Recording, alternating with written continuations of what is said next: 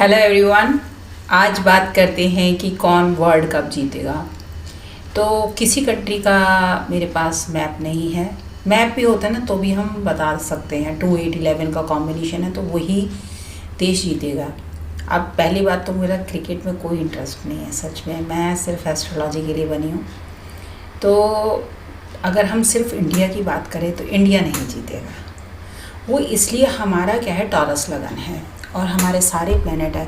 जो जब इंडिया आज़ाद हुआ था वही डेट दी गई है 15 अगस्त 1947 00:00। जो लगन बना है वो टॉरस लगन में ही राहु है। मुझे ये भी नहीं पता कि मैच कब है, सच बताऊं, लेकिन अगर ये मैच तब हो तो मैं वो पूरा आपको एनालाइज करके बताती हूँ कि हमारे सारे प्लैनेट कहाँ हैं। पुष्य नक्षत्र में हैं सारे प्लैनेट, 3rd हाउस में हैं चंद्रमा, बुध, शनि, शुक्र और सूर्य। 2nd हाउस में मार्स, टॉरस लगन है, लगन में राहु है और जुपिटर है 6 हाउस में। तो यहाँ से केतु अभी ट्रांजिट हो रहा है, हुआ नहीं है, 1 दिसंबर को ट्रांजिट होगा। महादशा किसकी है? चंद्रमा की।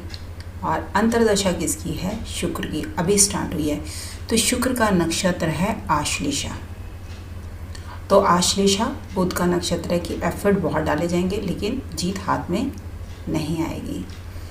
इसके पीछे अगर हम महादशा और अंतरदशा को भी छोड़ दें तो प्रत्यंतर दशा में जाएंगे। प्रत्यंतर दशा में एक योग बन रहा है 15/5/24 से 4/8/24 के बीच में अगर मैच आता है तो इंडिया के जीतने के चांसेस है, अदरवाइज कोई चांसेस नहीं है।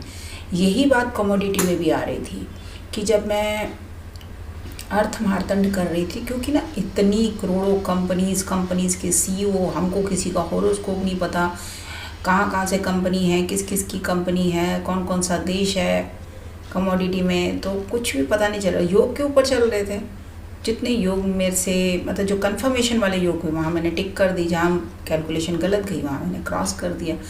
लेकिन यहाँ पर क्या, हमारे पास एक ही देश का चार्ट है, वो है इंडिया, और मुझे सिर्फ इंडिया के बारे में ही बताना है और मेरा इंटरेस्ट इतना है नहीं। ये होते हैं जो बहुत बड़े सट्टे लगाते हैं इन दिनों में कि वर्ल्ड में स्टार्ट हो जाए, चाहे IPL, एक ही काम होता है, सारा दिन टीवी के आगे बैठे रहेंगे और लगाते रहेंगे शेयर मार्केट में, मतलब सट्टे पे लगाते रहेंगे, शेयर मार्केट नहीं क्रिकेट पे लगाते रहेंगे। तो मुझे तो लगता है ये भी एक तरह का गैम्बलिंग गेम बन चुका है। तो अब क्या होगा, सारा दिन टीवी के आगे बैठे रहेंगे। और मुझसे 1-2 बार किसी ने पूछा, मैं कहा जी मुझे तो नहीं पता कौन जीतेगा, क्योंकि ना अगर इस पर मैं स्टडी करूं, और इस पर मैंने पढ़ाई करी नहीं है।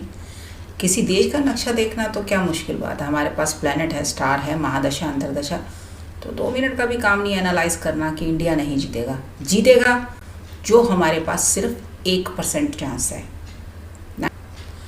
महादशा डिनाई कर रही है, अंतरदशा डिनाई कर रही है, प्रत्यंतर दशा में हम जाके देख रहे हैं, वो भी कितने महीने का योग बन रहा है, 4। अब वहाँ पर कितने खिलाड़ी खेलेंगे पता नहीं, किसका नसीब क्या बोल रहा है, हर कोई अपना बेस्ट देगा क्योंकि उसके पीछे लड़ाई हो रही है, वर्ल्ड कप के पीछे, तो हर कोई अपना बेस्ट ही देगा।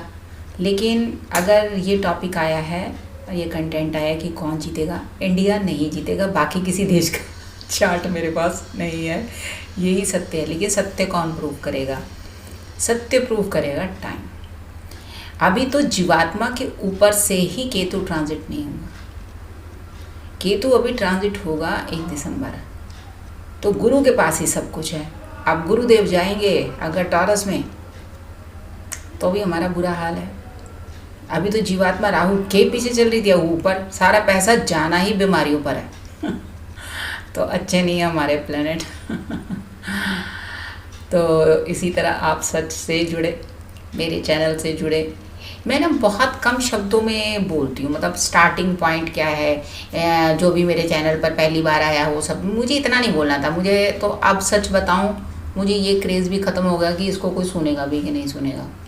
मेरा को बस एस्ट्रोलॉजी से प्यार है, सुन लेता है तो ठीक है, नहीं सुनता तो ठीक है। मैं तो इतना अब ध्यान ही नहीं देती हूँ, और इसीलिए कि ये कंटेंट हमें मिला है हम बना रहे हैं।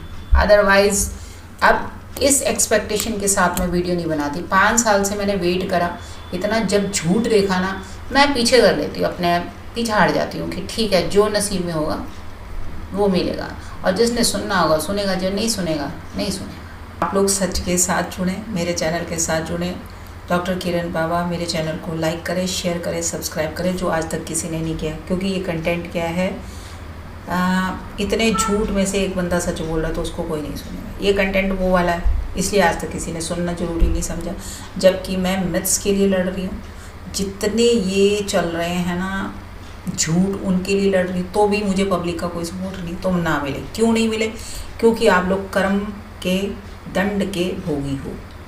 आपको कर्म दंड मिलना है, सो मिलना है। जिस दिन आप सच से जुड़ जाओगे उस दिन कोई रास्ता निकल आएगा। नहीं जुड़ोगे तो जो लिखा हुआ उसको किसने बदला है? उसको तो कोई ब्रह्मांड में नहीं बदल सकता। अगर आप बोलो ना भगवान बदल सकते, भगवान भी नहीं बदल सकते, क्योंकि कर्म भगवान नहीं बदल सकते, कर्म तो भोगना ही पड़ेगा। इसीलिए मैं बाद में बोल ज़रूर देती हूँ, लेकिन आज तक हुआ कुछ नहीं, तो मुझे अब तो बिल्कुल ही परवाह नहीं है कि कोई मेरे चैनल पर आएगा या सुनेगा। अगली बार मिलते हैं एक अच्छी बात के साथ, एक सच के साथ। बाय।